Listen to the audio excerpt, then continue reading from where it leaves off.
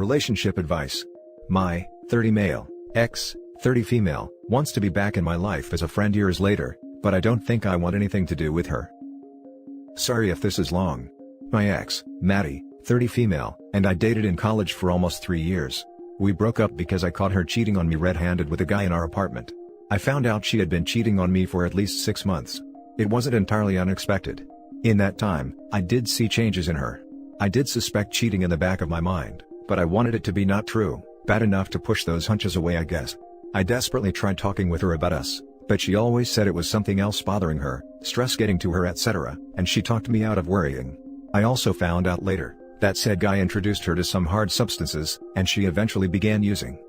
She dropped out of school. Found out from a mutual friend that it was because her parents cut her off monetarily, and she shacked up with the guy she cheated on me with. I was completely no contact with her since the breakup. I was hurt a lot emotionally by everything, and ended up struggling through some pretty deep depression and self-doubt. It was honestly the lowest point I've been at. A lot of that stemming from the fact that I was very much in love with Maddie. Was even at the point where I was considering proposing after we graduated prior to everything happening, and was saving up for a ring.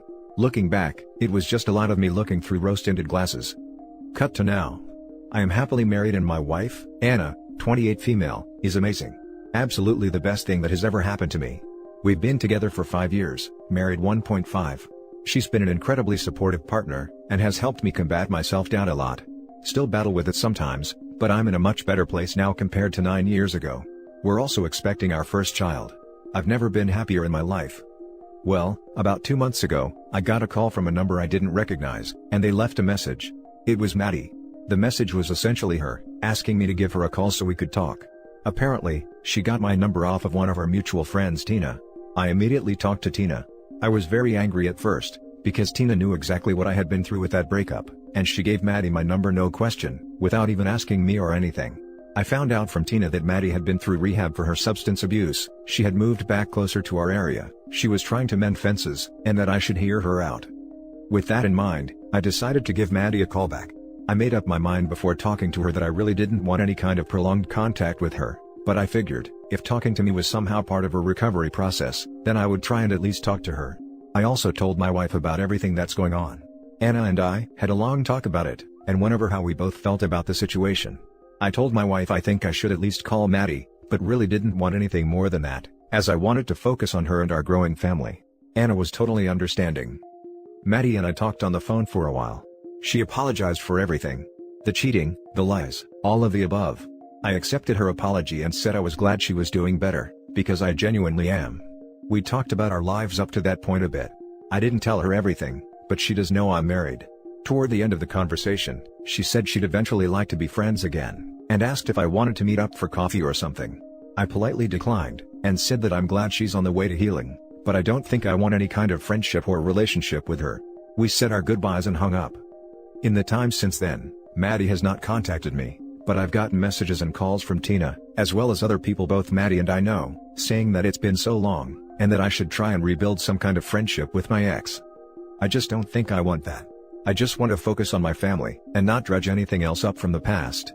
I've tried to express that to anyone who's talked to me about the situation. Some understand my position, some still persist. I'm honestly just thinking about going full no contact and blocking people who keep trying to push myself and Maddie together. Any advice on how I could proceed otherwise? Or if that is the right choice? Should I give her a chance to be back in my life in some capacity? Now for the top advice. LOL no. If you don't want to, you don't have to. What kind of friends do you have? It's by no means all of my friends, but people who I've stayed in contact with from college that knew both of us, and honestly, even people who I haven't stayed in great contact with, that are trying to push me towards being her friend again. I would personally cut those out. Bizarre. There's nothing wrong with moving on and growing up in life. There are so many people in my past who things ended sort of weirdly with, but the past is the past. I'm a different person now and would be beyond confused if they wanted to make amends and hang out again. It's not necessary. Cheating and bad treatment aside, that book is closed, and you're now in a new chapter. To me, it would be like telling a college student to go back to kindergarten LOL. Exactly. The people who have tried to push me back to this have confused me quite a bit. As well as my ex for wanting to be friends. I guess that's why I'm asking for thoughts and advice on here. I'm all for mending fences. But a pretty typical relationship with an ex when married, is to be friendly when you see them, but otherwise not seek them out. In my view, you've done what you need to. I would talk with Tina and simply probe why it is so important to the friend group to push for more. I do think trying to probe for details/motives would be a good idea. I've even said something similar in responses, along the lines of, we can be civil, but it doesn't mean we have to be regularly in each other's lives. You may be right, that this goes beyond just helping Maddie heal, as Tina has said to me. Still honestly thinking about just cutting that friend group off entirely. Now for the next story. Girlfriends, 26 female, ex-fiancé took his life, after he found out about me, 28 male, and blamed my girlfriend for everything. She is devastated and is beating herself up really bad about it. Pretty much my significant other was in a relationship with her ex-fiancé for almost 8 years. She relocated for work about 3 years ago, and he had a bunch of issues getting a visa to work in the US, so, they had been in a long-distance relationship for a few years. They broke up about a year ago. The gist of it was, he wanted her to move back home due to COVID, and being able to work remotely. She did not want to move back home, and I don't know everything, but it caused them to break up. I met my girlfriend over a year and a half ago through work. Originally, it was more or less platonic, but after they broke up, we started spending a lot more time together. Eventually we started dating about 6 months ago, and since with COVID, we have pretty much been living with each other for the last few months. We get along great, and we had already started talking about moving in together because everything was going so well. 2 weeks ago, he apparently found out about us somehow, and stuff kind of went crazy. She started getting phone calls from him from all sorts of random numbers, basically begging her to talk to him. He sent emails from tons of different addresses, tried to message her on everything. Eventually, she wrote a long email pretty much explaining that she is happy, and she wants nothing to do with him ever again, and some other things. It stopped after that, until this weekend on Friday when we were in bed, it started up again. She ended up just turning her phone off on my suggestion, and we went to bed. On Saturday, she found out from her parents that her ex had taken his life that night. She had a ton of missed calls, and messages pretty much saying what is about to happen. One of her old friends also sent screen caps of the post her ex had made, where he said a lot of awful things about her, and a lot of untrue things. Since then, she has been beating herself up bad. She asked me to stay with her until Monday, where she said she wanted a night alone. Today I saw her and brought her favorite food, and she is a mess. She is beating herself up over this. I suggested talking to a mental health professional, but considering our city is flooded with COVID, the odds are she is not going to get much support in the short term. To make matters even worse, she has gotten a bunch of hate from friends/relatives of his on Facebook over this. I don't know what I am supposed to do, aside from being supportive. Now for the top advice. Please, just be supportive. Her ex was mentally unwell, they were no longer together. This was not her responsibility. Thanks, I am trying to be as supportive as possible and give her whatever she needs. It just kind of frustrates me that I feel powerless to do anything. My sister took her life after a relationship breakup. She texted him her plan, and he saw the message and didn't do anything besides saying please don't. I don't blame him at all for her death, she made her choice. Her disproportionate reaction was not his responsibility. I'm so sorry you and your girlfriend are dealing with this mess. It's not her fault. She'll probably be affected by this for a long time though. Seeing a bereavement psychologist to help her manage this grief would be a really good thing to do, as you suggested. Getting on a waitlist now will mean she will have some professional support in the future. It's never too late. For now, continuing to be understanding and letting her express her emotions is probably the best you can do, as well as practical support like providing food and helping with housework if you can. Keep reassuring her that it isn't her fault, but it's still okay and normal for her to feel however she is feeling. Being with her or giving her space as she needs is good, though if she withdraws and doesn't want to see you for days, perhaps making sure a friend or family member looks in on her would be helpful.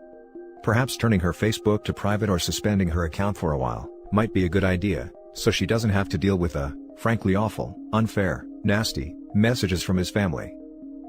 My thoughts: if he blamed her for the incident, he most likely ended himself to hurt her, not because she didn't want him.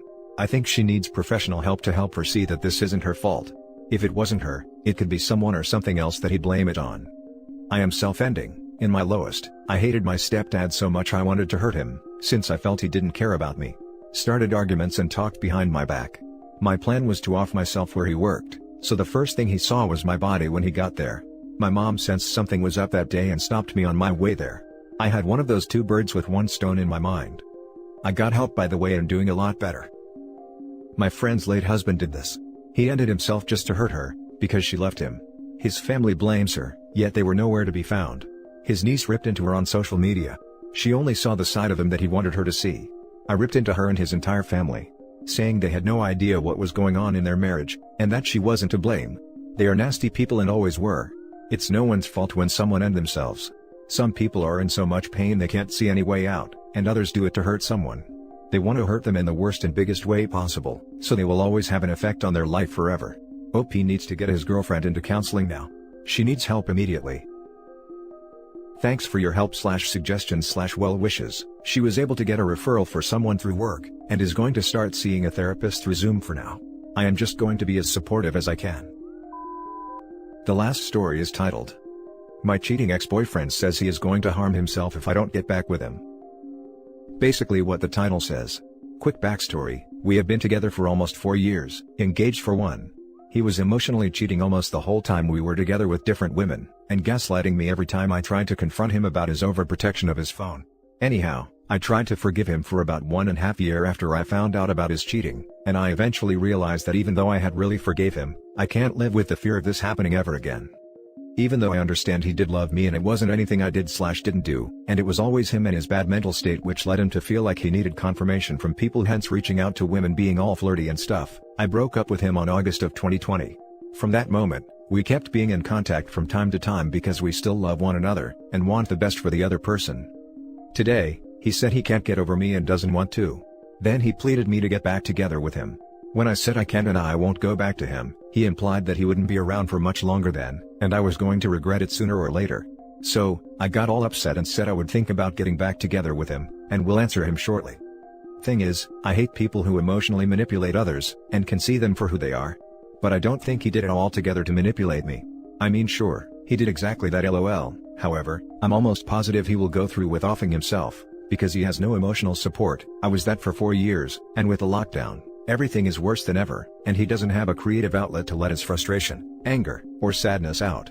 He is all alone in his house being depressed most of the time, so when he says about hurting himself, I believe him. Now my question is, should I get back with him? I still do love him dearly, and have almost completely forgiven him, but I was kind of excited to leave him and trying to find myself again after his infidelity. Still, though I miss him almost every day and always think no one will love me again out there other than him, basically, I could easily go back to be with him and enjoy and cherish our moments together, but would most likely feel horrible at the same time. Always scared he might relapse and flirt with other women, or that his infidelities will become known and everyone will either pity me or make fun of me. Or how do I let him go easily? Unfortunately, I believe him when he talked about disappearing, and I know his life/his problems and how much it sucks right now for him, and I know it wouldn't be entirely about me if he did do it. I mean, if I was his only problem and he said he was going to end himself, I wouldn't believe him. But considering everything he has been through, I am really scared and anxious he will go through with it. Any advice will be appreciated, guys. Please try to be gentle with me. I'm a mess these past few hours.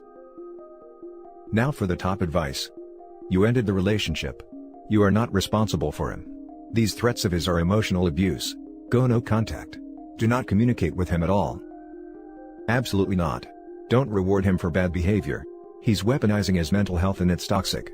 Contact his family/friends so they can look after him, but stop contact this instant. He can burden his cheat partners with his BS. He's pulling on your heartstrings because you're a good person, and what he's doing is lower than low. OP, you are not a first responder. You are not equipped with the knowledge on how to talk people off ledges. There is absolutely nothing you can do to stop him from taking his life if he is motivated enough. If he was motivated enough, he would have taken his life without telling you. This is just unabashed manipulation. Next time he pulls this stuff, call 911, and put him in a psych ward for a week. It'll teach him not to be a freaking manipulative cunt. And if he is really self-ending, then it will help him. You cannot help him. You cannot do anything for him. Internalize this. Absolutely do not get back together. Do you plan to forever be held hostage by him for the rest of your life? Tell him that you're not getting back together, and that it is no longer helping the mental health of either of you being in constant contact.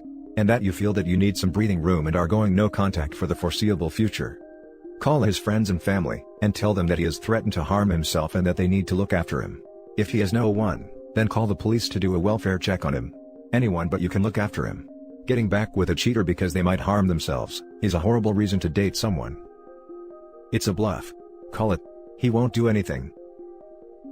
And that's it for this video, guys. If you have thoughts to share, leave a comment below. Don't forget to hit like and subscribe if you like this content. I'll catch you in the next one. Good day everyone.